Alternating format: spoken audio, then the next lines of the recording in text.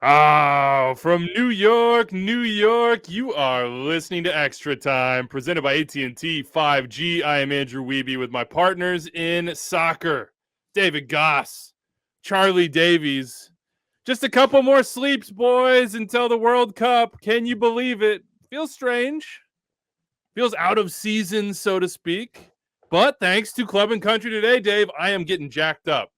I don't Me know if too. it's because I can't tell if it's like great or elite content. It probably is, or if I just like listening to you and Bobby argue. That also might be part of it. Thank you for getting me excited for the World Cup. I I appreciate got you. in trouble for not arguing with him when he told me something I already knew and asked me if I knew. And I was like, I thought I was being a good teammate. And that's one of those things I think when you look at elite sports, basketball is a big one, right? It's like understanding your role on a team where you think you should pass all the time. And then someone's like, no, we need you to be a scorer to bring the rest of the team into it. I didn't know that. So now I know. Yeah, Charlie, you're our scorer. You know that.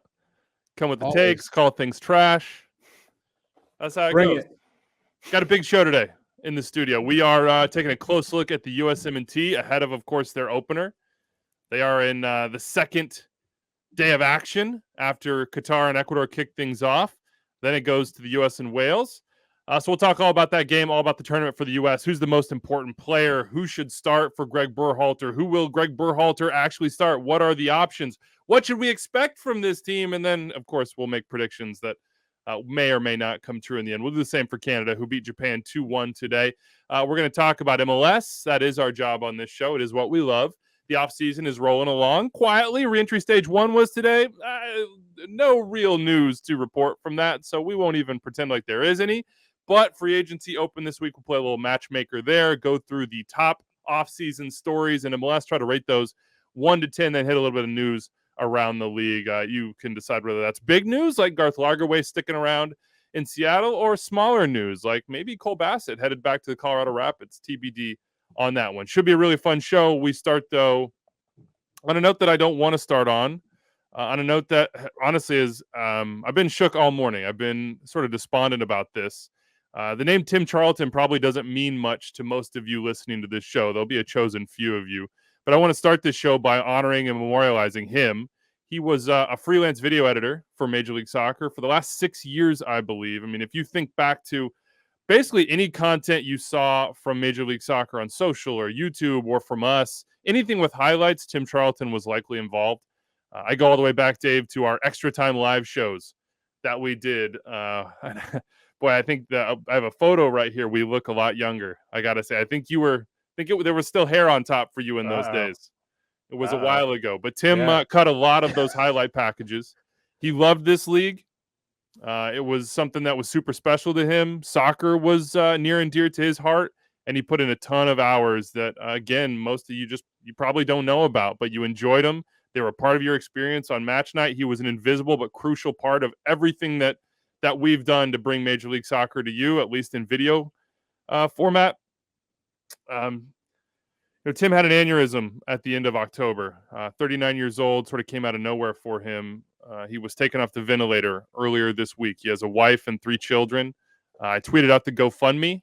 I would encourage any of you, if you have the means, and look, maybe you say to yourself, I didn't know Tim. I didn't, this isn't my thing, and that's okay. I understand that. But the flip side is a really good man is gone, and his family needs help.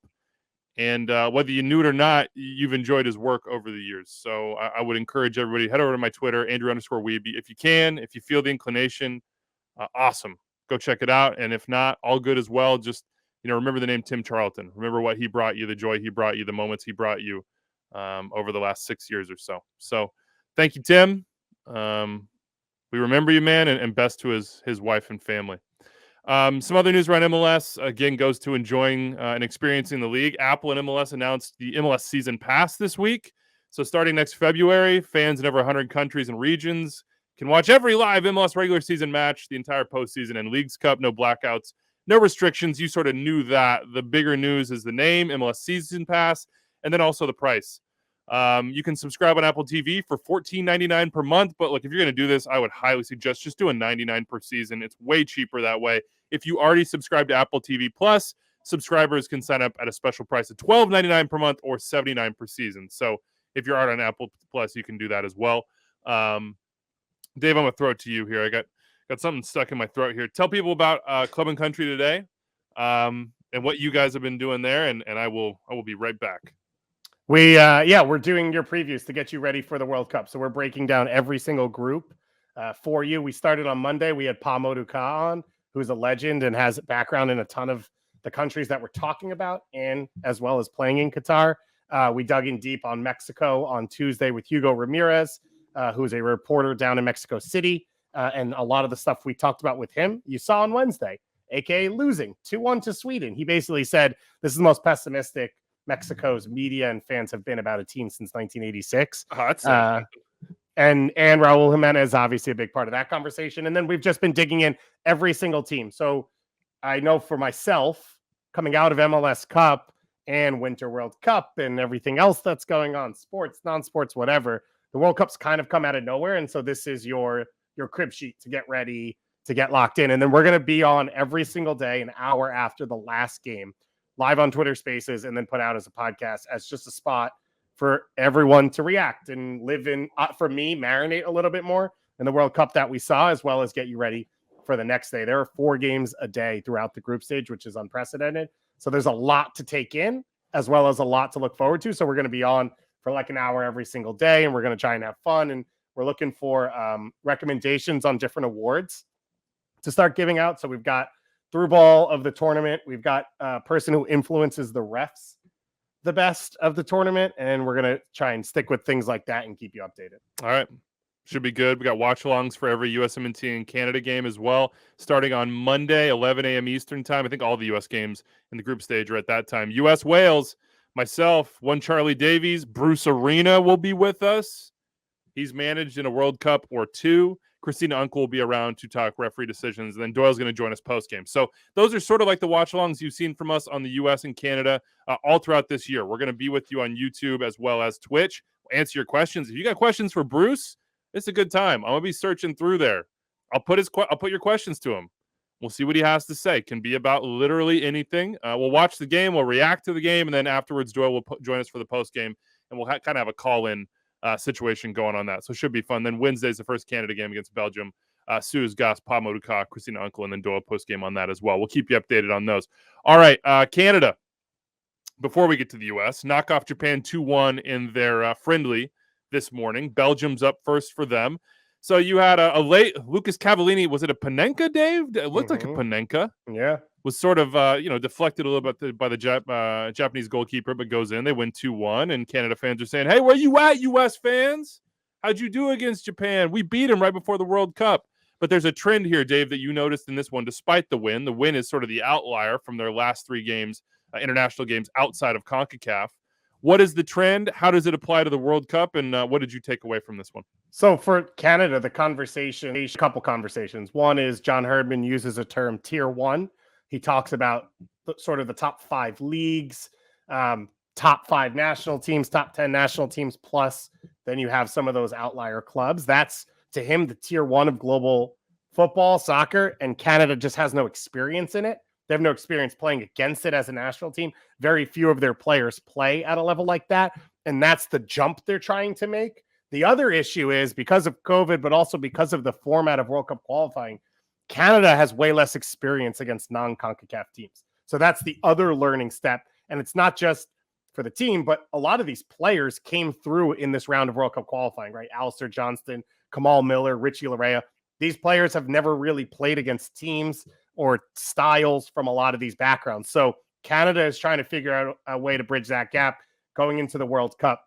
Against Uruguay, they gave up a goal in the 5th minute. Kamal Miller was, I think, not prepared for the speed and spacing of that game. He gives up a free kick on the top of the box unnecessarily. They give up a goal. From that moment on, Canada started to grow and build and played better and better. And I think Herdman basically said coming out of the game, yeah, it was a loss, but I was proud of the way we played. They started behind against Bahrain in the last game, which not as meaningful of a game. And then this one against Japan, Canada wasn't in this game for 20 minutes. And Japan takes the lead. That's one thing. But Canada just didn't play their soccer. And then Jonathan David starts to drop in, pick up the ball a little bit more, push their lines higher, and they figure it out. So that trend is They are on their heels and not prepared for the speed, spacing, style, physicality of all of the teams they've played outside of CONCACAF at the start. They have gotten there in every single game. The question for Belgium, for Croatia, for Morocco is, can they find a way to be there at the beginning? And the hope is what they've learned from Uruguay through Bahrain to Japan is what it takes to start the game at that level. No Alphonso Davies in this team, not in the starting lineup, not on the bench, Charlie.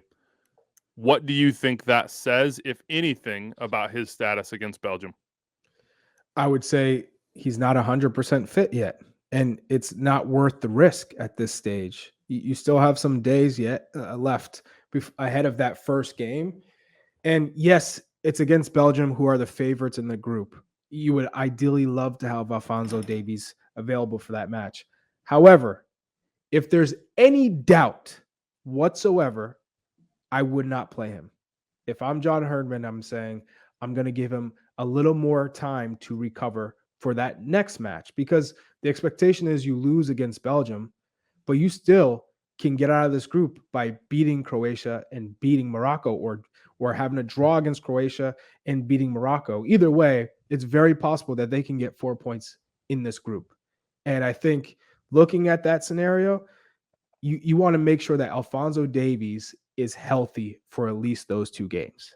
So if you can only play him 45 or 60 in that first game against Belgium, and you're still not sure if his muscles will be able to handle that, then I say you give him a little bit more time. And so I like how Herdman's handling the situation.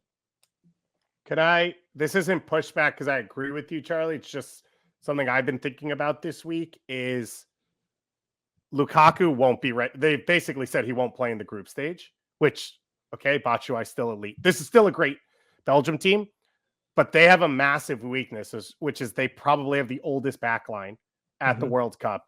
And those players are not even playing at high levels anymore in Vertonghen and Alderweireld and things like that. And so I think there's an opportunity here. I also would say when you look at the last few World Cups, teams that have gone really far have often started slow in their first game because they sort of have their eyes on the rest of the tournament, right? Spain lost in 2010 in their opening game. Germany struggled at the group stage. France struggled in the group stage in 2018. So you may have a better shot of getting points off Belgium than Croatia, as insane as that sounds. I just think that's something that has to be thought about for Herdman. But Alphonso Davies' health is his health, right? You can't change that just because you want points against Belgium over Croatia. What is Stephen Eustáquio? Go ahead. I would also just add, I think Herdman's done a good job of just empowering the group with or without Alphonso Davies. So yes, in a perfect world, he's healthy and he's your best player. He's probably going to have the most impact within the game for your team.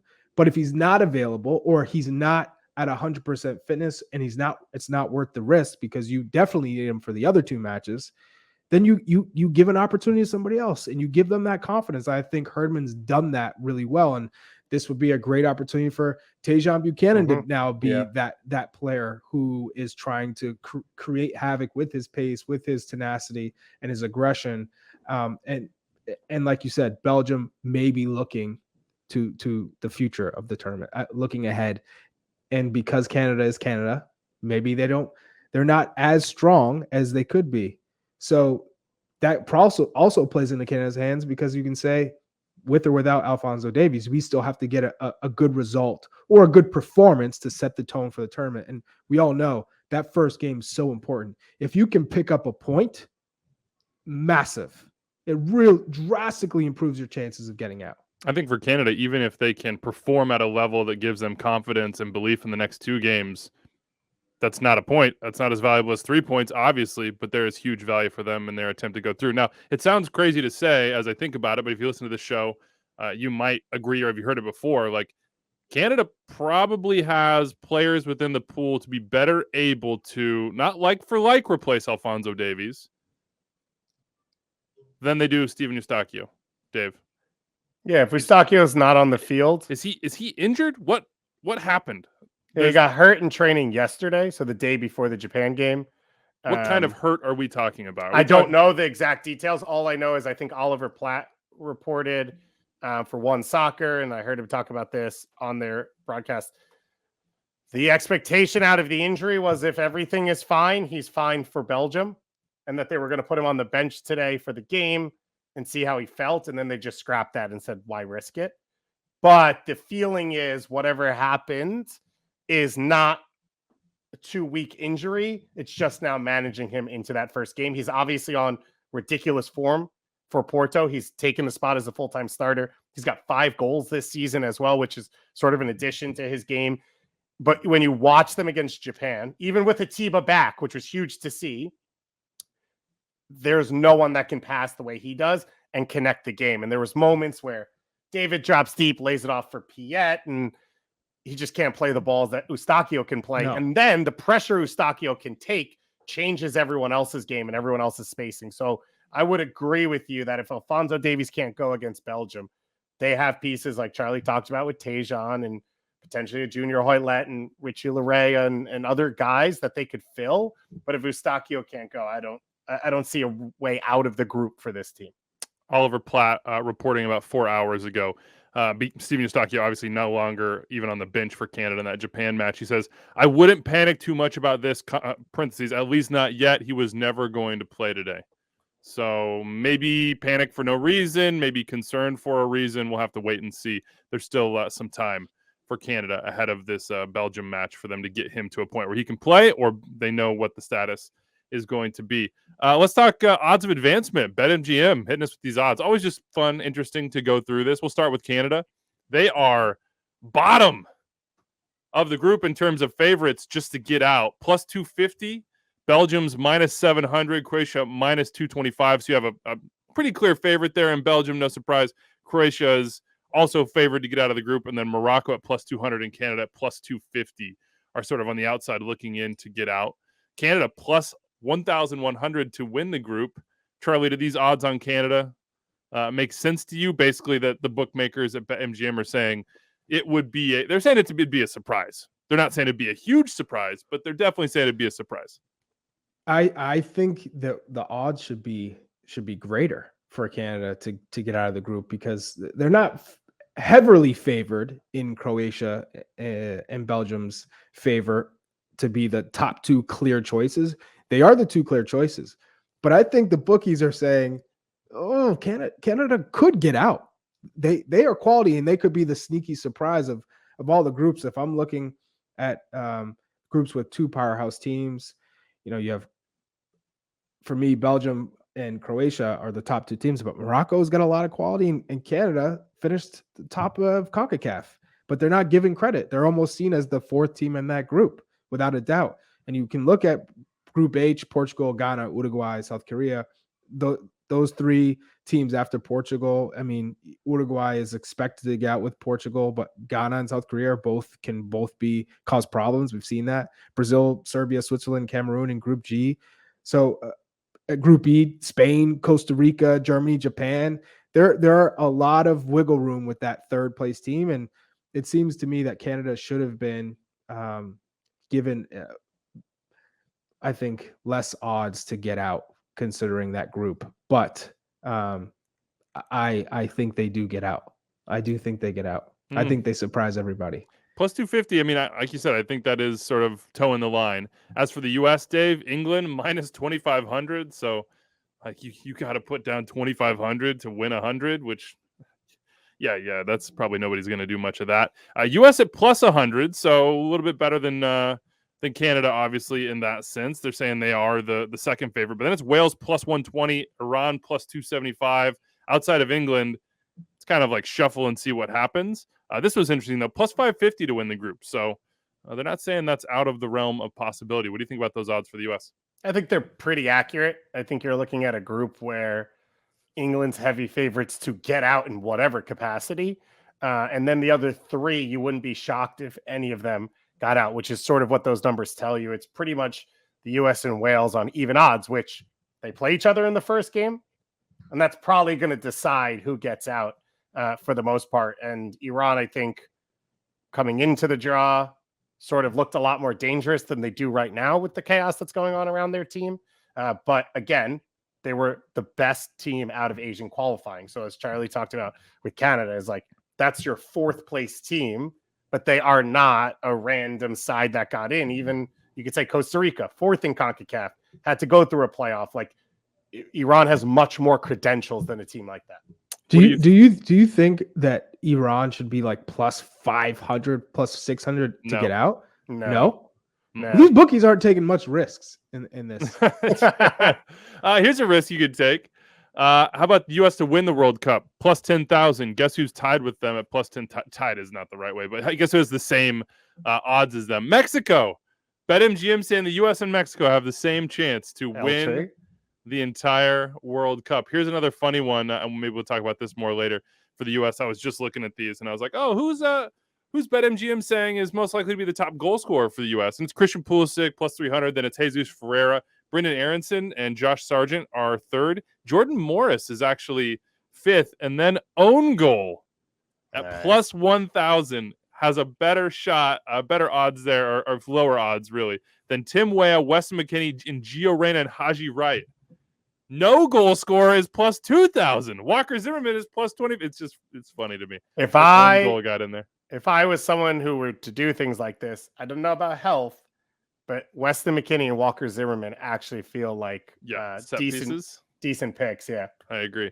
All right, let's dive into the U.S. and we'll get to MLS here in just a little bit. Start with you, Charlie. We've been waiting 8 years for this. Had a lot of trials and tribulations in that time. Had disappointment, had elation, had uncertainty, had moments where it felt like, God, we're on the wrong track entirely. Had moments where we lifted trophies and it felt like, God, this is it, man. This young generation, they're going to take us to the next level. People, even now in 2022, want to look ahead to 26. And it's natural. I understand it. You know, players will be a little bit more mature. You'll be on home soil. You always have a better opportunity on home soil. What do you need to see? What do you expect to see? What do you hope to see from the U.S.?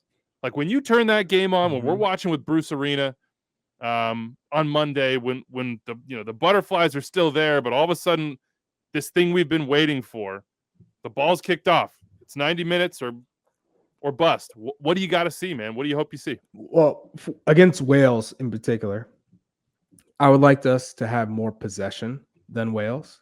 Give me vibes, man. We get the possession on the back end. I want vibes. It goes to vibes. Give me a chance to get to vibes. I'd rather end with vibes and start with vibes. Fine. So possession and then dictating the tempo, because Wales will play long balls. They will play off of set pieces and second balls, yada, yada.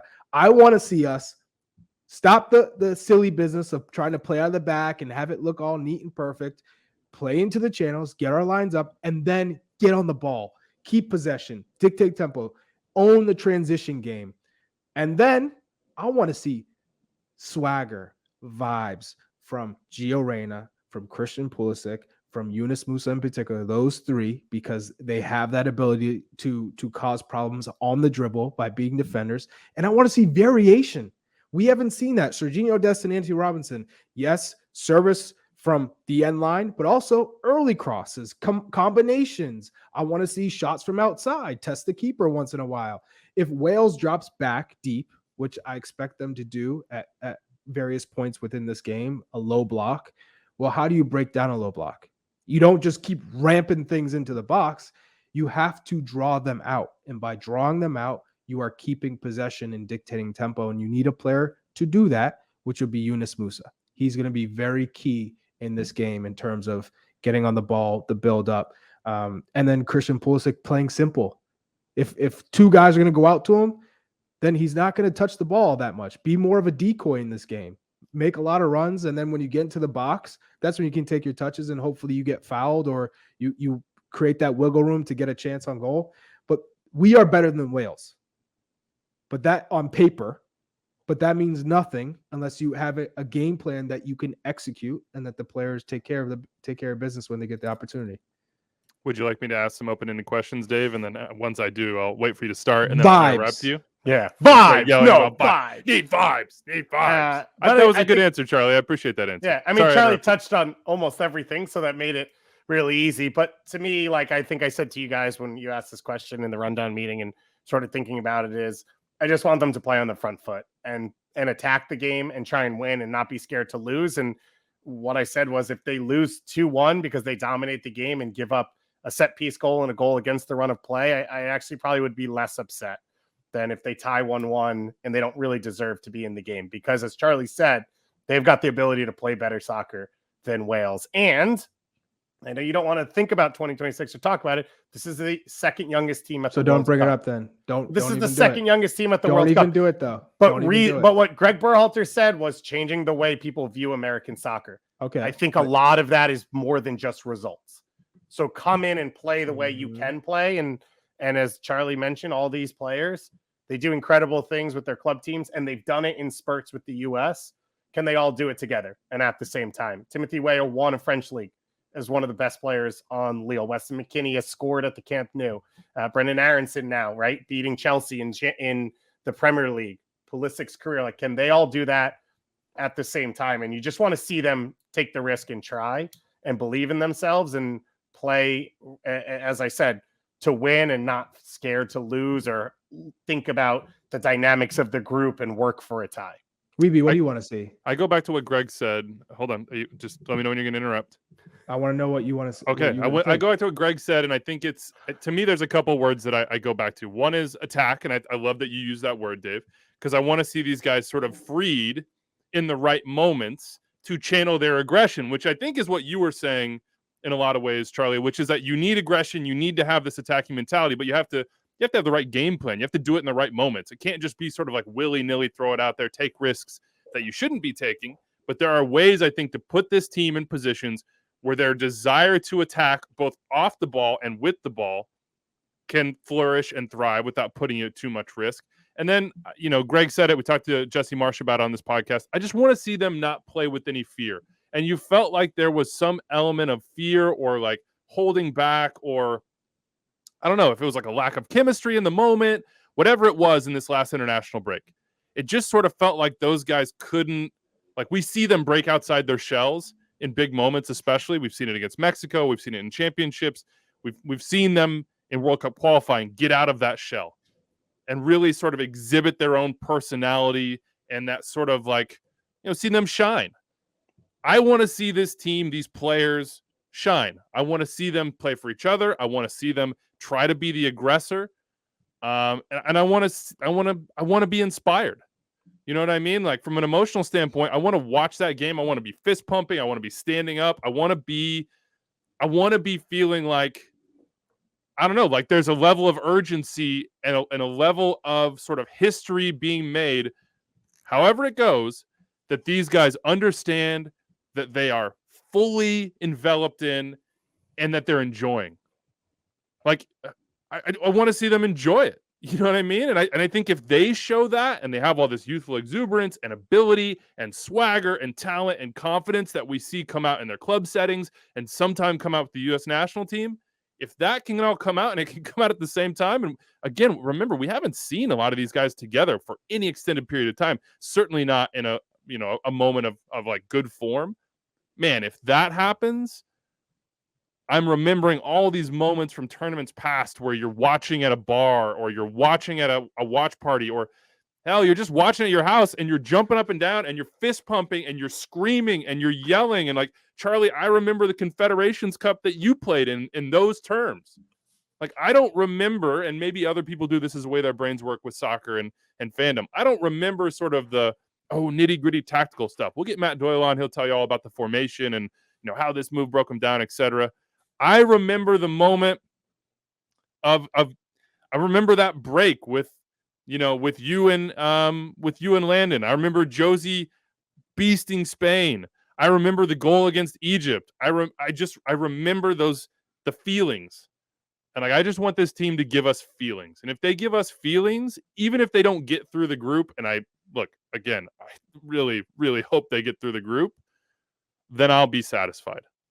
How much, Charlie, how much for you does results tie into this? Because I talked a lot of, this is maybe why I was like asking you for vibes, is because I want vibes. How much do the results matter to you? They matter a great deal.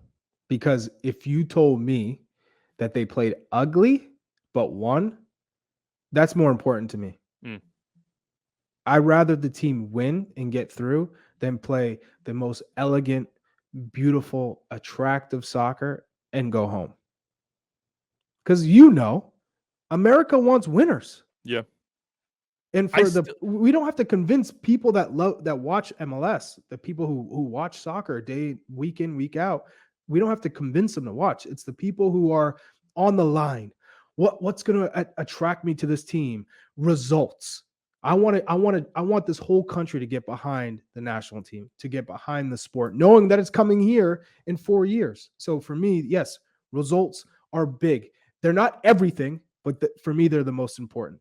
I think they can play ugly and still deliver on the vibe, if that makes sense. Like the games could be ugly and that vibe could, because you're still going to have the dramatic moments.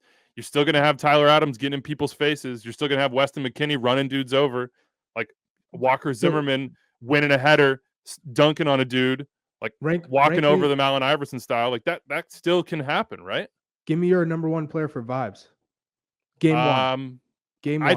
I think Adams. I think Adams is, just from minute one, Weston can be that guy, but I just think that Tyler, he's like got a snarling, like, I want to be in your face. I want you to say something to me. Like, please say something to me. Please get in my teammate's face. Please put in a tackle that might be like garden variety, but I'm going to ramp up in my own mind and try to raise the intensity level of myself and the team around me. So for me, it's Tyler. Let's just jump into a question that a little bit early. Who should be the captain of this team? Because right now there's not one. Tyler Adams said we have no idea who the captain is going to be yet. I think today in their media availability. And I would say put the armband on that man's arm. Like, give it to Tyler Adams. I don't know why we're like, what are we doing here? Like, give it to Tyler. It should be Tyler. Get that man his milk. He's the man. It's Tyler Adams. There is not another player on this roster that is more ready to lead this team into a World Cup, to lead this team against Wales, and to lead this team out of the group stage into the knockout round. It's Tyler Adams, because he's consistent, reliable, and he's got to do all the dirty work for the team. And I think everyone looks to him as that leader, not only the emotional leader, because he just has that energy about him. He's just a good person. He's a good role model, but he's also that player who I think most of the bigger players in this team will listen to. Everyone looks at Tyler, listens to him, they trust in him. And that's important with a captain, because yes, you got to lead by example. Yes, you have to lead by communicating, but can players trust you?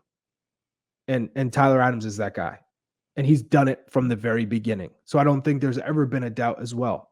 Now, yes, you can make arguments for a couple of other guys. Tim Ream, if he does start, because he's got the age, he's the captain for his club team in the English Premier League for Fulham, but he hasn't been a part of this process really. I mean, he was with the Nations League, but then he was out from that point on, and now he's coming in because there are a lot of injuries.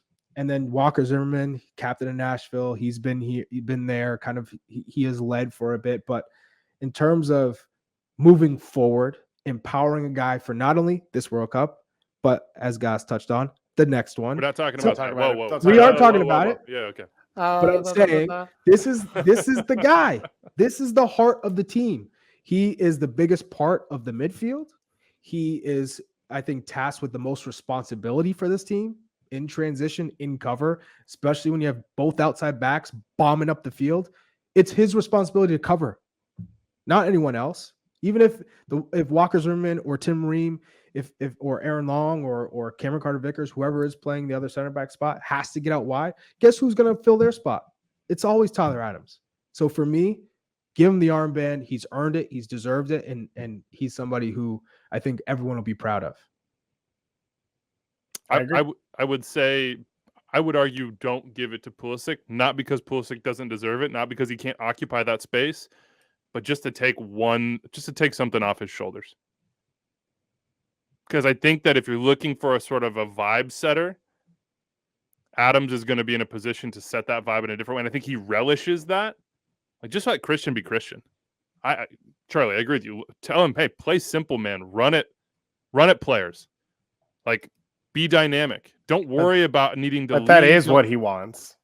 You think he wants that armband? Seems pretty consistent that he has wanted to be the leader of this generation and the face of this team and a leader in the group. So I don't know. I understand your point, but I don't know that he sees it that way. And that's where I think Greg Berhalter is sort of managing, because there is no obvious person.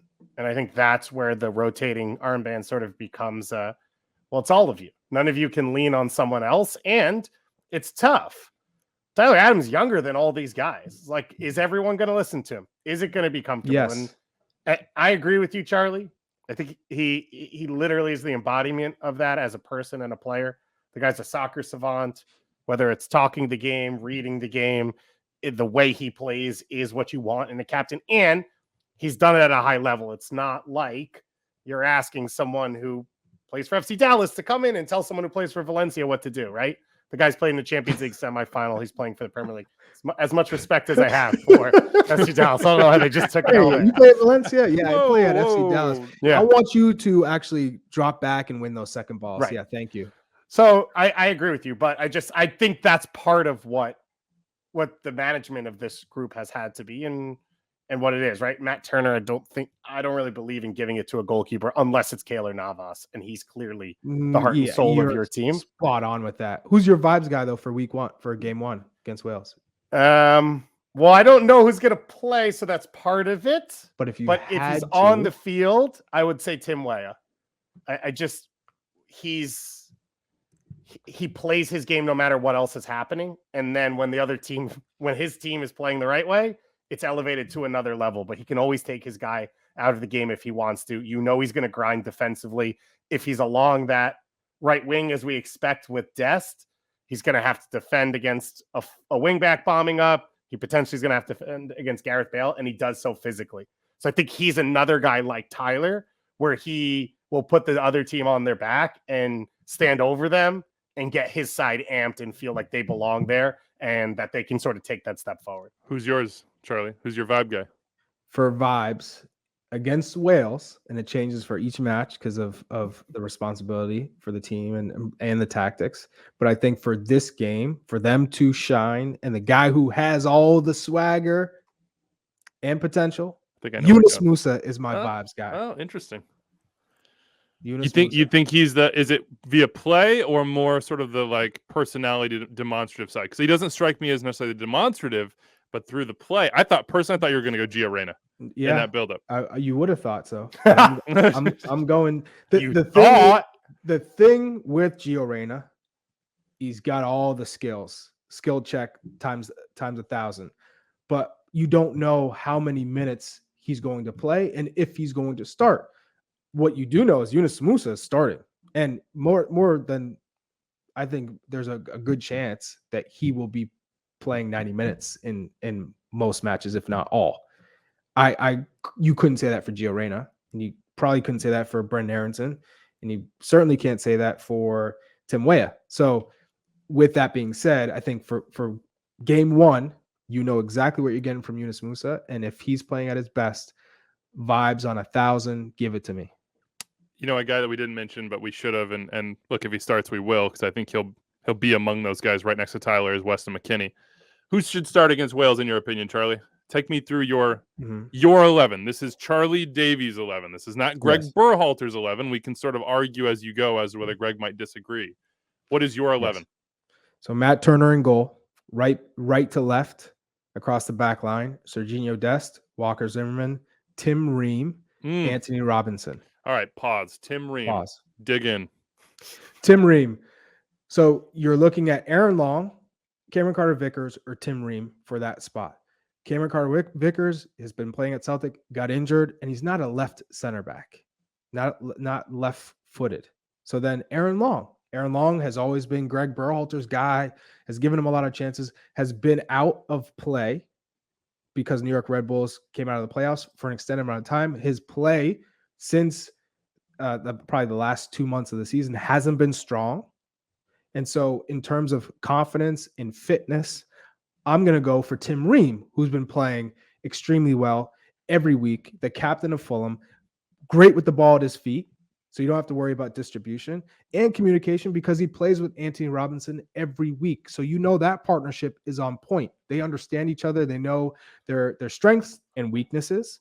So I think that's why I would start Tim Ream, because of not just because of his age and experience, but because he's fit and he's in form and he has that great partnership and understanding with Anthony Robinson, who is obviously going to provide cover on the weak side. Do you think? Do you agree, Dave? Do you think Greg agrees? So I refuse to try and predict or describe anything about what Greg Berhalter thinks based off the roster.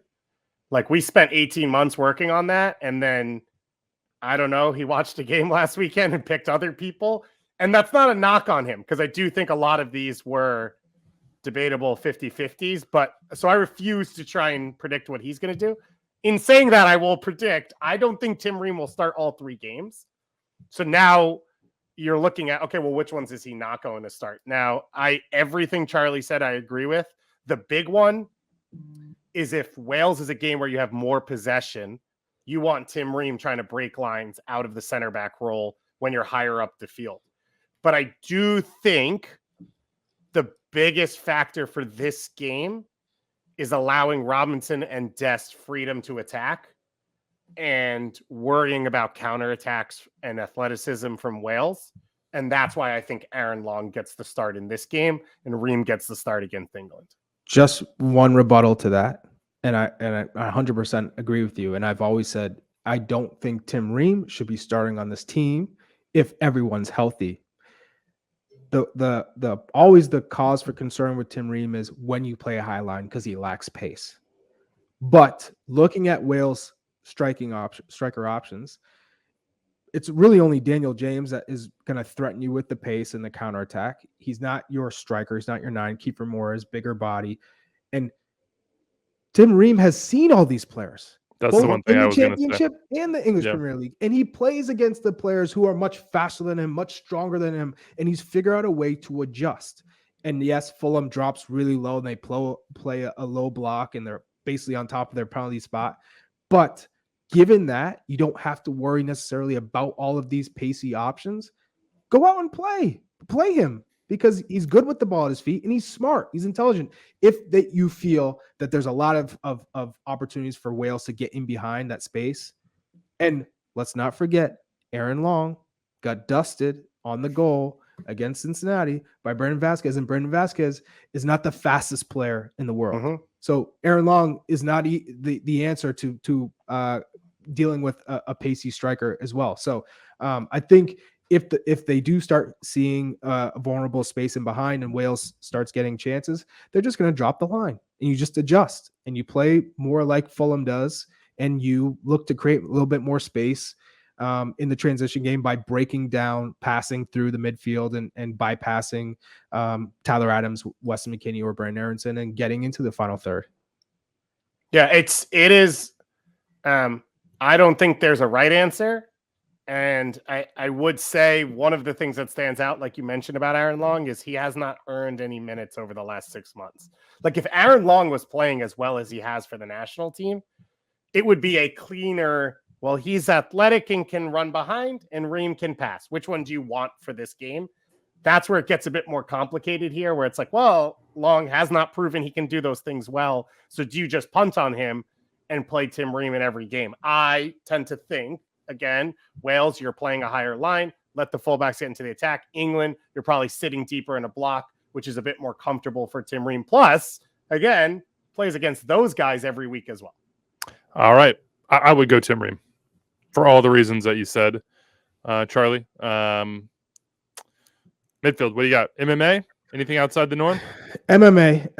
Goss and I touched on this earlier.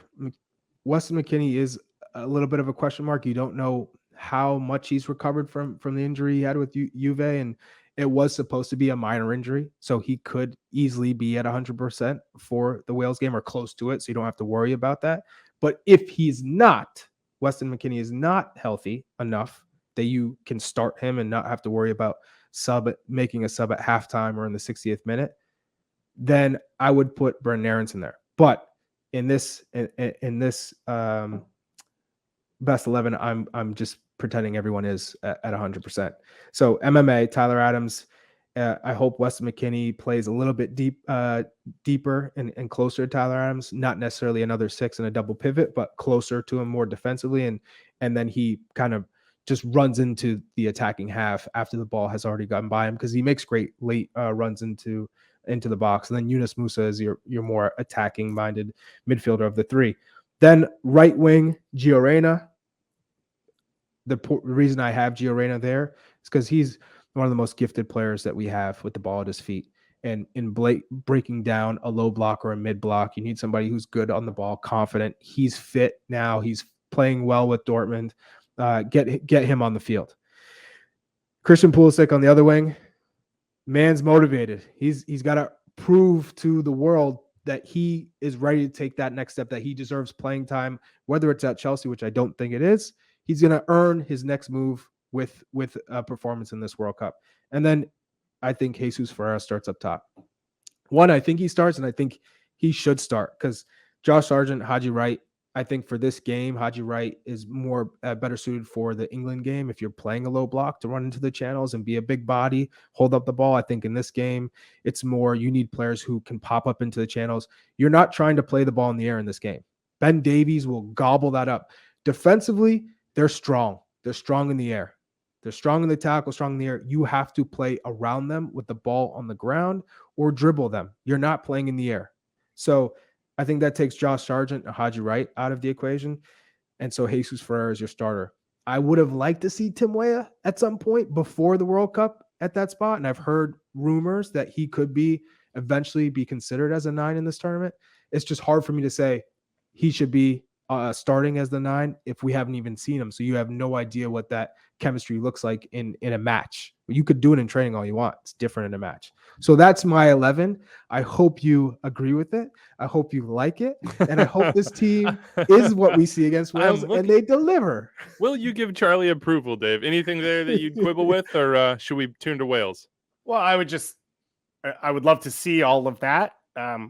As Charlie said, Weston McKennie hasn't played 90 in about a month. And so I think if he's not fit, you bring him off the bench, you start Brendan Aronson, who I think struggles to affect games as a sub, and you save Weston McKennie's start for England if there's a limit. If he's good to go for every game at the start, he's 100% in the team. He is a leader. He's a vibe check guy. Like, they need him in there. And then I would say Tim Weah has been the best winger on the team over the course. I mean, you asked me which was my guy, and that's the one I picked. So obviously I would start him on the wing. Again, Gio Reyna can affect games off the bench. He's done it now for Dortmund over the last few weeks. That's sort of a comfortable way to ease him in and see what level he's at. Either way, I think all of those teams are good enough to win. When you bring up Wales, so Wales, I think most people have heard pretty much the cliche. They'll defend deep and try and score through Gareth Bale. It's 5 in the back pretty consistently. Huge flag for them. Aaron Ramsey and Joe Allen are the core of their team in midfield. Neither of them are healthy. Neither of them are playing minutes. Neither of them are fit. So we don't know if they will start this game. And if they cannot, Ramsey is their second best goal scorer. He's the one who sort of makes that secondary run off the crosses for Kiefer Moore or around Bale. And Joe Allen's their one player who puts his foot on the ball and tries to control things. So if they're out, that's a whole different team. Yes, Charlie? I would just add, that's where we are clearly better than Wales. Yep. Clearly, not even close. And so then the options up top, Daniel James, Charlie brought up, freak athlete, doesn't really finish most of the plays he creates, but he is a monster. He's a terror. And there are two ways this could go. One is Kiefer Moore starts at center forward. He's a big presence. He's a finisher off crosses. He doesn't stretch the field with his speed. He doesn't really help you create. And then Gareth Bale or Brennan Johnson could start, which we saw at the end of Nations League, the most recent window, not starting consistently for Nottingham. If he does start, then they have 3 players up top who all have speed, athleticism, and they'll actually rotate spots a little bit more. So Bale will basically find the game wherever he wants, and those other 2 players will pick up the spaces he leaves, which has been somewhat successful for them. And the other thing to note that Bobby Warshaw told me is for a team that sits deep and defends, they had basically the worst defense of any team that qualified out of UEFA. for World Cup qualifying. So they aren't actually good at defending. It's just the style they choose. And they do actually attack a little bit more than I think a lot of people give them credit for. The wingbacks, Nico Williams and Connor Roberts, they get really high. And Williams a righty, so he'll come inside from the left wingback spot and try and hit crosses over to the far post basically over and over again, which is something to watch out for with Serginho Dest most likely having to track that. And if Reyna starts, he's going to have to help with that. Speaking of Daniel James, just again, more notes on Tim Ream and his familiarity, let's say, with players. I mean, he's training against Daniel James every single day at Fulham.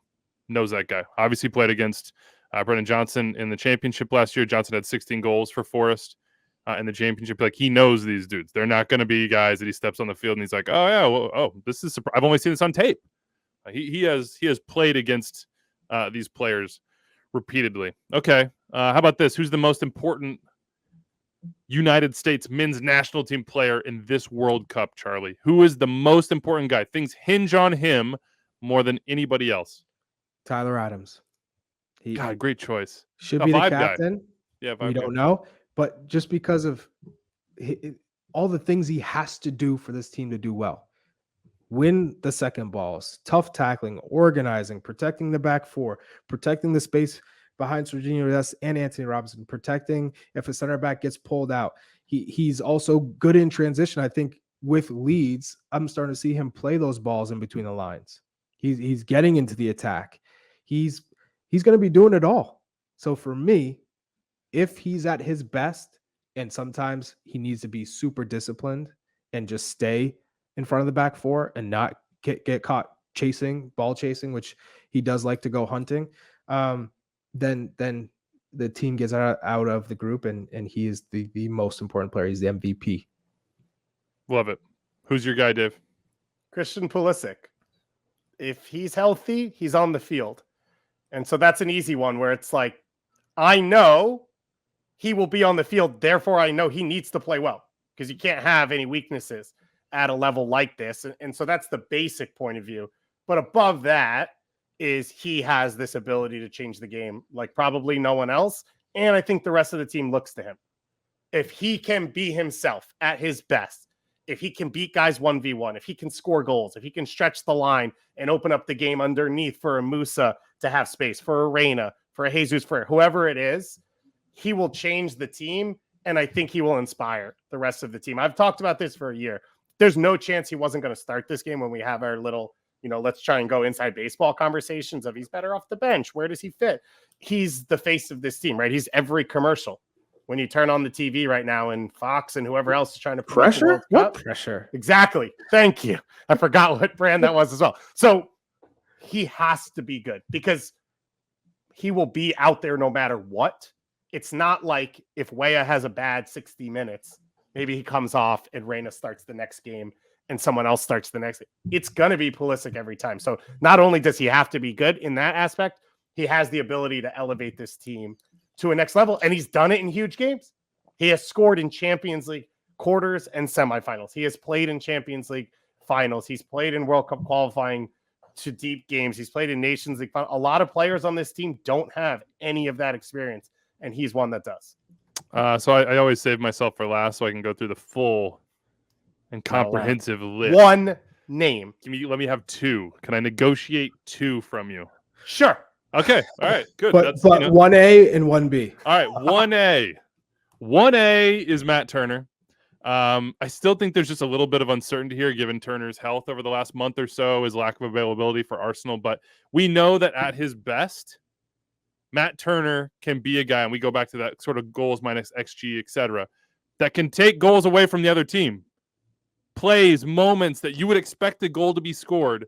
His ability as a shot stopper can completely change games. You take away one goal in 3 games of the World Cup that would be expected to be scored. You take one out of the top corner that has a oversized, massive influence on results, on game states, on the way that defenders defend in front of him.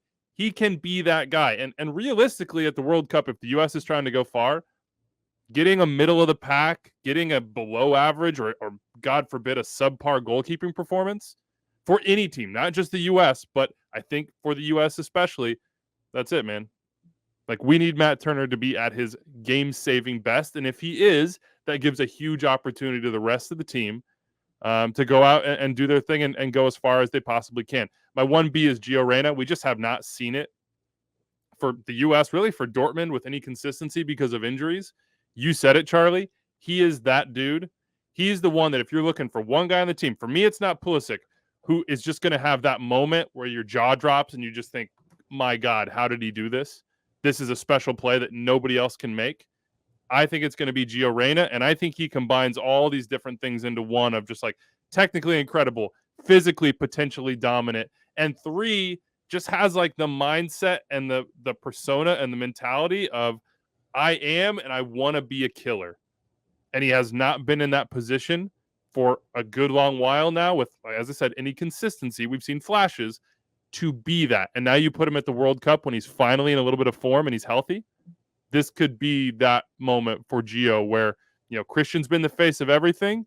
If I was going to look at somebody and say on the attacking side, this guy could maybe not overtake Christian, but put himself on the same pedestal, I think Gio Reyna could absolutely be that guy. All right, predictions, and we'll get to MLS. Canada first. Are they getting out of the group? Who has faith? Who says yes? Is it more than just blind faith and hope? Faith. This is analytical, faith. Thought through. You believe. I believe.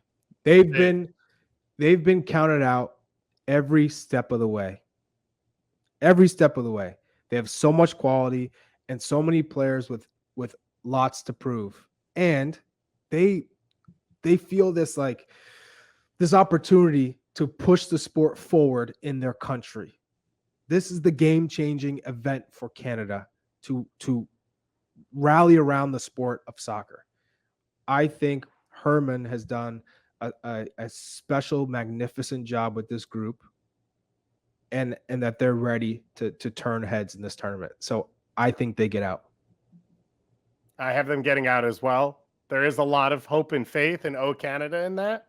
But I do think there's a few things going in their favor. One, as I said, is I think the way they match up against these teams, their ability to attack the weaknesses of these other teams is pretty strong. Croatia's probably going to start 2 players in their first World Cup at center back. And as I talked about, Belgium's going to go into a senior citizen home to grab their starting center backs and then come back out on the field. Charlie doesn't like the disrespect. And then one of the things you talk, whoa, where'd Charlie that come from? props? Is that an orange card? Or we just get? Oh no, the white balance is a little off there. That's a red card. Okay. Yeah. Charlie brought props, next level stuff for the Copa Mundial. All right, actually, I take that back. Yeah, come on. We need him for the rest of the show. Upon Charlie. review. Yellow card. Okay, no red, no red. And I'll do the Italian hand play motions with to a little make it. bit of caution the rest of the way. Okay. Yes. And the other thing is, you talked about John Herdman, the culture he's built, the time he's been there, what they've put together. Morocco fired their coach in August. So their coach right now has been there for less than 3 months, and they are coming in a bit chaotic fashion. If Canada can steal a point early, there is a chance that the final game is a dead rubber for Morocco, and it's must win for Canada while Croatia and Belgium go up against each other. It's not ideal. None of this is ideal, but I do think there's a pathway for them to get out. And as Charlie said, I'm going to go with vibes and hopes as well. But if Eustáquio can't go, then that all goes down the drain. Don't crush the vibes now. Okay. No vibe crush. I'm not going to crush the vibes, but I am going to say that I don't think Canada get out. True Patriots love. Yeah, look, I know. Honors. Yeah. No, that's the truth. CONCACAF is giving you the red card. By the way, I definitely got all of that wrong. Yeah, I just don't think Canada get out. I mean, Morocco they are just as talented, and I trust a couple of guys named Bobby Warshaw and David Goss who told me they have more big game experience, which, I mean, literally anybody in this tournament probably has that over Canada at this point, given their history, or at least recent history. I told you Canada's going to get out. I know you said that, but I'm saying that Morocco has more experience. Alphonso Davies doesn't have big game experience. Okay, that's one dude, Charlie. No, I'm just saying. And that's okay. All right, fine. Look, I don't think see who's Jonathan David We'll does see who's either. right He at only- the end. he only Okay, won we'll a see who's French right at league. the end. All right, all right. I couldn't make it 3 for 3. That's the ultimate jinx. So this is a favor to Canada. That's what it is. Okay, reverse jinx. Yes. Reverse jinx. There you go. All right. How about USMNT? Did they get out? They get out. I Dave, agree. Yeah, I have them getting out as well. we are not reverse jinxing here. We all are saying that the US are getting out. How far do they go? I have them playing Holland in the next round. Holland finishes top A1. So I'm going to be realistic here. I think they can beat Holland.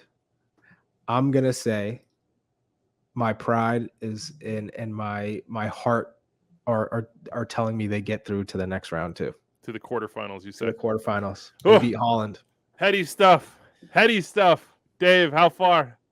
How do you think Greg Berhalter would survive just the pure happiness and joy he'd have of playing Holland in the World Cup? That seems like that's like his soccer purity is the Dutch style and his background there. To play them in the next round, I think he might combust. I have the same draw as Charlie, and I'm going to follow what Charlie said. I actually think if they can get out of the group stage, it takes all the pressure off, and now they can play free. Whether they do or not in the group stage, I'm not sure. I'm hoping they will. And it's actually a really good matchup for them because this is a Dutch team that struggles against direct play. And if the U.S. could stay, if you get a Tim Howard-esque performance from Matt Turner, which isn't outside the realm of possibility, I think there's enough pieces there. So I have the U.S. going in as well. Oh, I haven't done my bracket yet. Can you So I'm just going to ride your coattails. By the dawn's early Oh, light. that Right to the song you quarterfinals. guys know. Yeah. Yeah. Proudly we hail. Okay, so I'm going to agree. I haven't done my bracket yet. I'm going to just do that on vibes and hope. Look, the tournament starts on Sunday. Qatar, Ecuador, single game to kick it off on Sunday, and then it's on, man. It's on. As you What said, are we Dave, doing? it's super busy. What are we doing here if we're not gonna go with vibes of America getting to the quarterfinals? What are we There's doing nothing. here? Look, there's nothing Let's more go. American than confidence in the face of long Hype, odds and confidence, unrealistic belief, expectations of our own vibes. abilities. So yeah, we're on to the quarterfinals, baby. We're going. Okay, let us know what you think. Join us for the watch along for the U.S. And Wales on Monday. Bruce Arena will join Charlie and I. Matt Doyle will be on for the post-game show, and then we'll have those for Canada and the U.S. the rest of the way. It's here, the World Cup. Let's talk MLS. There is a new stadium coming in 2027, Dave, to Willets Point. METS, Mets, and NYCFC. They got the deal done.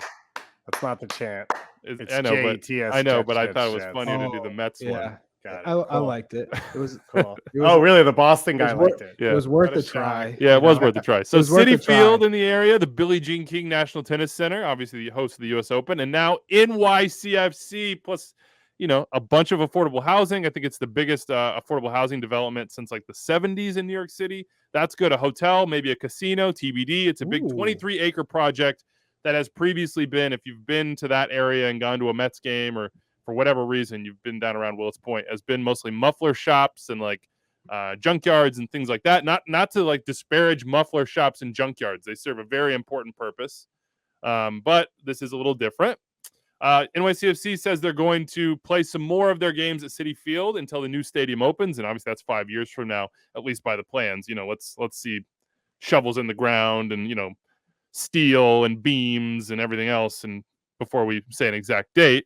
But that's to build a bigger following in Queens. Dave, you grew up pretty close to here on Long Island. Strong. What do you think of this? Are you excited? Yeah. I honestly can't believe it. I can't believe it either. And it also felt like we've heard the rumors for so long, and then this one sort of came out of nowhere, although the commissioner did sort of allude to it during his State of the League. Anyone who's not from New York, everything Weeby said of it already is kind of a center for entertainment and sports. But Flushing Meadow Park, which is what it is across the street from, is like the heart of soccer in New York City. If you go to Flushing Meadow Park on a weekend, there's 21 fields with 21 different nationalities playing in 21 different leagues. And I had friends' parents who brought us as kids on Saturdays and Sundays to watch the Ecuadorian League and the Polish League and the South Korean League. And that's what Flushing Meadow Park is. Queens would be the most diverse city in the world if it was its own city and not just a borough. That's what you're building a soccer stadium in. And so it has every ability to tap into that community and just be epic. And it is trying to also connect a little bit across Queens because, as you mentioned, there was a bit of a dead zone around the baseball stadium. So it's pretty exciting. It's pretty cool. It felt like this was the original plan before they came in to MLS, and then it sort of fell apart because they wanted to take Parkland, and now they found a different way to come in there. But everything you talk to and hear, if you want an experience, like go to Jackson Heights and go watch World Cup qualifying. There's literally a restaurant and bar for every country you can think of where fans are going wild and listening in their own languages and all of that. You're going to bring a pro soccer team that plays good style with young talent from around the world into that. There's every possibility that this could be a huge success. And obviously you've got transit going out of there as well. That's a big part of it. It's just access. Mets will point there. It's the 7 train, just the 7, right? But it's the express as well. So you can get there pretty easily from Midtown. And the LRR. Yeah, the Lure as well. And then or you can fly into LaGuardia. I was going to say, when you fly into LaGuardia, you're going to look across you'll look straight across. And LaGuardia is nice now. I was shocked. I flew through the other day. Like, it used to be the absolute dump of dumps, but you have those big open windows. You could see across to whatever it is going to be on them. I don't know what the name is going to be. Nobody does. But on the renderings, which we could just talk about real quick, stadium name, literally the word stadium name is plastered in bright lights on the front of the stadium. 25,000. Does that feel a tad small, or does that feel right to you? What do you think, Dave? Oh, you're asking me? Yeah, 25K. Yeah. This guy's a Boston guy. It's a little underwhelming. I'm not going to lie. It's New York City. 25K, that's underwhelming for me. I agree with you. Also, I think what we're seeing from MLS teams that build stadiums now is like they're outgrowing them pretty quickly. What the Inter Miami rumors are is like build something to grow into, to push towards. So you'd think at least 30,000, which is roughly what Red Bull Arena is. And like Nashville. And LA and Nashville now as well. Yeah. So that's what you'd hope. But again, this all seems pretty early on. Yeah. Look, the renderings are nice just because it sort of begins the imagination process. What could it be? What will it look like? Go check it out. Should be cool. How about this? St. Louis City SC unveils their first home kit, Charlie, and then they open City Park against Bayer Leverkusen. We will not discuss that friendly and soft opening at City Park, though. City Park is obviously dope. Had the opportunity to spend some time there last week. What did you think of this journey? Well, I know you were hyped about it with all your tweets, and this is the best jersey of all time. I didn't say that. That's a misquote. That's not even close. For newer clubs, this jersey, in your opinion, was the best of them all. Okay, I went and looked at all the previous first home kits for expansion teams back to LAFC, and look, straight up, LAFC, their first home kit, apart from the crest being really nice, crazy underwhelming. Like, the only real thing off that one is it's a black shirt with YouTube TV on it. Like, the brand was like the star of the show outside of the crest. Nashville, nah. Just yellow, nah. Miami's terrible. Just terrible. Like, the fact they didn't go pink in year one was just a huge swing and a miss on their part. Going with like shiny white with pink shoulders, no. Bad. Yeah. Who else was in this mix? Well, you might as well go back to New York City FC in Orlando. Yeah, Austin. From that point. Well, we're not going to go that far. Austin's was fine with the stripes. The vertical stripes are fine. Gave them a decent look. Charlotte was fine. This one is it's better. Different. It's different. There's at least some element of like creativity and vision and differentiating to it that I like. They obviously went with the St. Louis City flag as sort of their inspiration here with the sort of pinkish red. Then you have the yellow and the blue. I really like the yellow piping and accents all over the jersey. That's really cool. The difference in texture on the half and half, and I hope that half and half is something that they think about sticking with long term. The one half that has the texture, those are supposed to be, and I haven't been close to the arch in a long time, so I don't know, but that's supposed to sort of be how the paneling, the metal paneling on the arch comes together. I think the Purina is awesome. See a bunch of people in my mentions being like, oh, dog food, like rough. Like, okay, well, Purina's been in St. Louis for 130 years. So I feel you. Mic drop from Andrew Wiebe. 130 years. That's 130 history. years. Hashtag history. ad. Respect that. Respect that dog food. Anyway, it blends in well, and at least it has a connection to the city. Like people in St. Louis are going to be like, yeah, that's a big part of our city. I understand that. And then the other thing, this is a minor thing to me, but the Adidas logo is different, isn't it? Like just the 3 stripes. I don't know. I would also still switch the crest, but hey, I like it. Any other thoughts, or are you guys just going to make fun of me? I don't think there's a possibility for anyone to have additional thoughts to everything you just went into. Yeah, about that. You went, a picture hyperdrive. of a jersey, not one we've seen. We didn't see it on the field against Leverkusen. They were wearing the City 2 jerseys on that one, which is disappointing. So I'll reserve final judgment for when I see it on the field. Cool. Would love to see white shorts here. I'm surprised you didn't go into the stitching. Yeah, and the tag, the label on the inside of the jersey. Could do. But I will say, I'm with you. I think this is a great kit. I'm all about it. It's different. It doesn't look generic like they have in the past. This is clearly a special jersey for a new club coming into the league. And I like the color coded. I like that yellow trim just because it gives you a little like uplift. I think of Nelly and the St. Lunatics a little bit, St. Louis Rams a little bit. They should have put a Band-Aid right underneath, right on. Man, that would have done it for me. A little eye Just Band-Aid. get Nelly in the kit.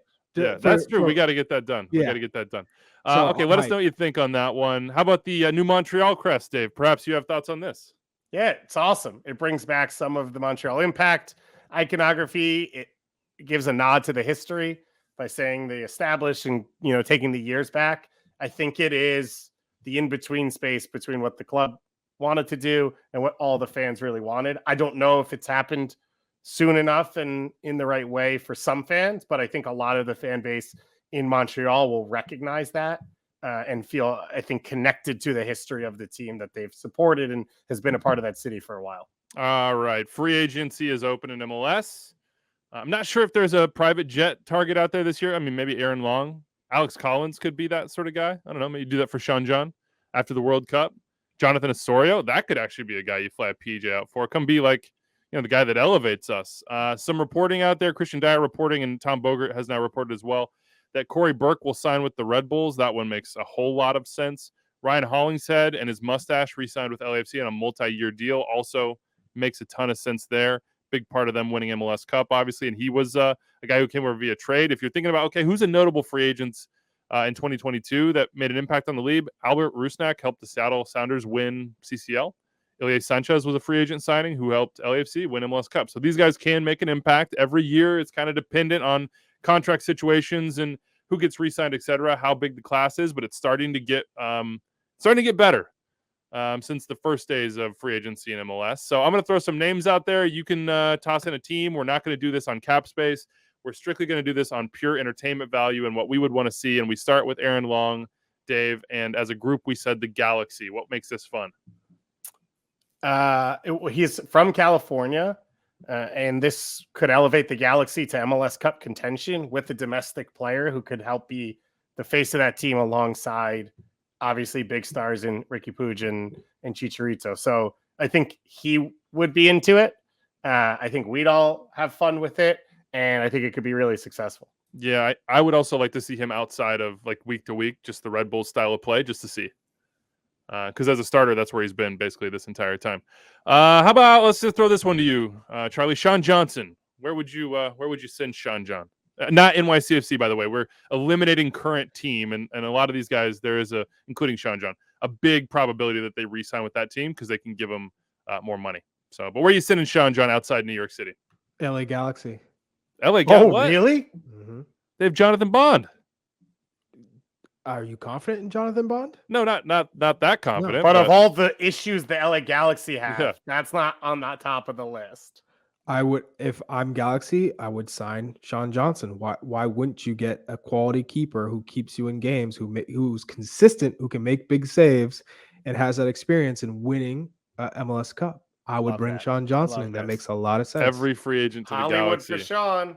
Every free agent. What about Atlanta United? Well, you don't want to go to a team that can't win. If you're Sean Johnson, I'm not signing with San Jose Earthquakes. Wow.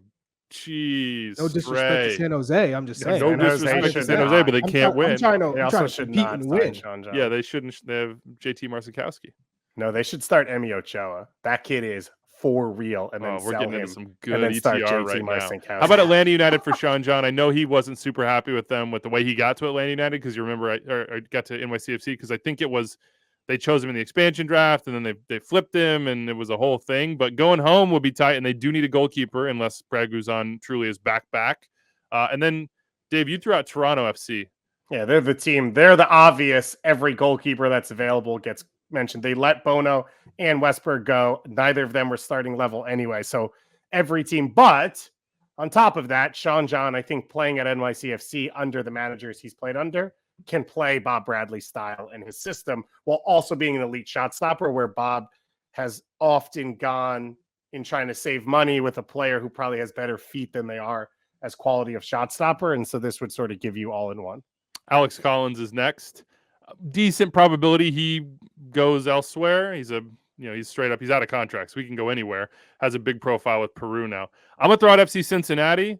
They let Jeff Cameron go. They let Tyler Blackett go as well. Both either as a left center back or a left back. I don't know what their cap space situation is, but I think it would be an obvious fit for them. And then Toronto FC again, it would be another obvious fit as they build around the Italians. They've sort of gutted that back line. Mavinga gone now as well. So we'll throw that one out there. How about Jonathan Osorio, Dave? Where you sending Jonathan? I want him to be a guy for a team. I want a team to build around him. It's not going to be the highest spending teams, but I think he's good enough to do it in MLS. So the two names that came to mind were RSL and San Jose, and I'd love to see him do it at San Jose. Part of like dual eights alongside Montero, behind a ton of weapons in front of him. Abobasi, Cade Cowell, Lopez, Espinoza, whatever else. Kanovich, yeah.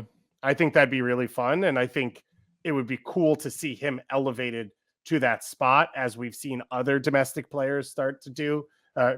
Some teams do, but I'd be shocked if Jonathan Osorio plays in Major League Soccer and it's not for Toronto. I would agree with that as well. Matt Hedges is available. He and FC Dallas. He could still come back to Dallas, I think. I think they're still talking, but he can explore his options as well. You could throw out Houston. I know they're looking for center backs. It probably wouldn't be at the salary level that he's been at recently, but New England Revolution. Oh, that's a good one too. I couldn't see him leaving Dallas for Houston, but maybe for the Revs. He seems so set in Dallas, though. It's hard to imagine Matt Hedges leaving. I threw out Ola Kamara to Austin FC. They've got guys that can sort of like be the Harrier, who can get the best out of Driussi and give him space to get into the box. They don't really have a finisher at forward. They don't have a DP spot. Ola Kamara, much more of a pure finisher than Aruti. Obviously, using that U22 on Gite, but I would take Ola Kamara over Musa Gite for them. I think he'd be interesting in that style of play, the way they want to possess the ball, create opportunities from the wings. He is that player. He scored 9 goals for DC last year. He's got like 0.6 goals per 90 his entire career in MLS. Like if you put him on the field, he's in a team that can create chances. He is going to score goals. He also was a Golden Boot finalist for Greg Berhalter's Columbus Crew team, which if you've looked at Austin's roster build, Josh Wolf has leaned on players that have that experience, players that play that way. And obviously they play a similar style. So that makes sense. The two I thought of with him was Vancouver to basically cheaply replace Cavallini, and FC Dallas, because I think over the course of this year, you'll probably see Jesus Ferreira moved around if they have to. And Franco Hara will leave midseason. His contract, I believe, is up in June. And so it'll probably be tough for them to properly replace him for the full season. So you could bring in Kamara and then sort of have that bridge, or you just wait and then you sign someone big. Also, Jesus Ferreira may not be there. Yeah. I think that's. By the way, Nico Estevez, another guy through the Greg Berhalter School of Coaching as well. Jesse Zardes, we threw out to the Red Bulls when we were doing the meeting, but then we saw the Corey Burke stuff. So I don't know, man. There's some players out there. I want the Red Bulls to sign Lucas Cavallini. I think he fits the way they play. And I think for that team, they are not going to go out and spend Cucho Hernandez money on someone from outside of MLS. So how do you get more out of players that are in the league? This feels like one where change of scenery, change of role, change of pressure, because you didn't pay the transfer fee and rent a tank and put it in front of the stadium. All of that could work. I forgot about the tank. Yeah. That's awesome. All right. Here are the biggest offseason stories in MLS. Charlie, do me the favor of rating them in importance from 1 to 10. Inter Miami's open DP spots. Maybe Pozuelo, maybe not. Maybe Messi next summer. Maybe they should sign Luis Suarez. How interested are you in Inter Miami? What? Cristiano Ronaldo. Okay. That I just said DP spots could be anybody. How interested are you in Inter Miami's DP spots? I'll give it an 8. An 8. Mm-hmm. So that's in the not whack zone. That's not no whack zone. Whackness there. How about where will Joseph Martinez end up? Martinez under contract for 23, but reporting he won't be back in Atlanta. They could trade, transfer, or buy him out. How interested are you in Joseph Martinez's future destination? A 3. So you're saying that's whack? Really? Closer to whack. I wouldn't say it's whack, but closer to whack. You don't care? It's whack adjacent. Yeah, it's like 3.5. You don't care at all. If Joseph Martinez, I care a little bit, but not much. Going into next year, if Joseph Martinez gets traded to another MLS team, one of your top 5 storylines is not going to be how does Joseph Martinez play on X team? It depends what else there is out there. Okay. It's not automatically a top 3 storyline. So some other things out there. Big open DP spots. Chicago has one. Toronto, Orlando, Charlotte could buy one down. How interested in those potential signings for those clubs? Do you think they'll make splashes? Is it where's it on the scale of 1 to 10 and whack and not whack? 7. 7. Okay. Yep.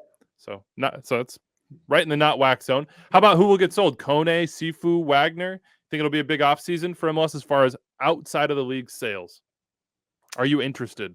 I am interested. So I would give that a 7 as well. Okay, right there in your wheelhouse. Where will Wilfred Nancy coach in 2023? Maybe Montreal, maybe Columbus. Do you care? I do care. I would move that to a 9. Whoa! Yes. Whoa! Big Wilfred Nancy guy. We are in Disney World territory. Oh no, we're at the front of the line. Obviously, Charlie. I assume that's the only thing that would get you to a 10, Charlie. Yeah, Disney breaks the scale. How about this? How about on Montreal outside? Well, I guess Nancy included. Their off season as they try to replace Georgie, probably Kone, maybe Wanyama, and Wilfred Nancy. Could they be a one-hit wonder? Do you care about Montreal as a club in that sense, or is this all about Nancy?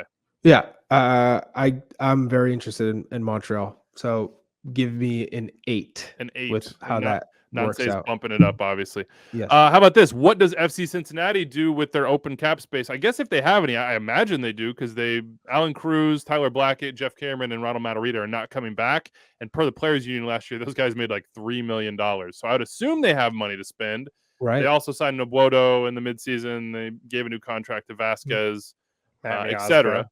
Miazga, good point. Maybe they don't have that much. They've pulled some incredible moves. Do you care about their offseason? Yes. Give me an 8. Yeah, because they have the potential to go. Yes. From good to great. A couple of strong additions there, and they are all of a sudden vaulted into MLS Cup Challengers territory. Okay, how about this? RSL have 2 DP spots. Mm-hmm. I think all 3 U22 spots if they want to use them, and ownership is now settled. Didn't they use one on Ojeda? Did they? Under 22, I believe so. He is on loan. I thought you were saying DP. No, under 22. Yeah, so maybe they have 2. Either way, they have a bunch of spots. Ownership settled. They have the new ownership. Maybe they'll go out and spend. How interested are you? 7. Oh, I mean, you're just excited about everything, basically. You know me. I really am. How about Eric? How about Joseph? Yeah. How about Eric Williamson? His future and other blockbusters. Do you think 8.5? Busy trade market. Okay, there you go. Those are some of the biggest stories in MLS as this offseason rolls on. Here's some news dump. We'll get out of here. AJ De La Garza, 1-day contract to retire as an LA Galaxy shout out player. AJ. That is that's good stuff. Garth Lagerwey, legend. There is no way the LA Galaxy win their MLS Cups without him. He is underrated, a stud center back and right back for them in their biggest games. Shout out to AJ. Well done. Garth Lagerwey retained as Sounders GM by vote. They'll have a new crest in 2024. I would like, what's the mailbag? Add extra time at MLSsoccer.com. Yeah, that's it. Yep. Send us an email if you voted against. That's I would love to hear the reasoning there. That's a good prompt. Toronto FC reportedly, Michael Singh reporting at the Parlay that they're likely to sell Jaden Nelson this winter, that Bob Bradley is now open to moving players on, and Dom Crescito is gone. I'm sorry, Bob Bradley is now open to after he loaned Jacob Schaffelberg, traded Luca Petrasso, and now is going to sell Jaden Nelson. Now he's open to I'm just it. saying that's what he said in a quote. I'm just repeating what he said in a quote. Speaking of Schaffelberg, Nashville paid $300K for TFC for him, signed him to a 4-year deal. They love them some Schaffelberg. Dak's think got a good for 1-year them. deal, and they picked up Fafa's contract option for 23. Okay, no thoughts. And we end with Matt Pollard at Burgundy News reporting Cole Bassett is likely to be recalled to the Rapids for preseason Makes from sense. Fortuna Sittard. He's not getting playing time. No, so. he's not playing hardly at all. So No. probably right back in the starting lineup for the Rapids. All right, that's it for us. World Cup starts on Sunday. We will be simulcasting for much of the rest of the month with Club and Country today. There's just too much going on to try to do more than that. But if you have MLS questions, we'll hit you up. Yeah, I see you're whistling. I got it. Watch all the stuff, all the watch-alongs, everything else. It's all the sickos who are here with us now after, I don't know, what is it, 85 minutes? 20 minutes. We love you. We appreciate you. You are people. Anders, can we get the Charlie clip? Hit it. You've got a lot going on. So we got Clint. Clint, We got Mo. Mo, Charlie Davies. Who's Charlie Davis? Happy World Cup Eve, everybody. We're out of here. Adios.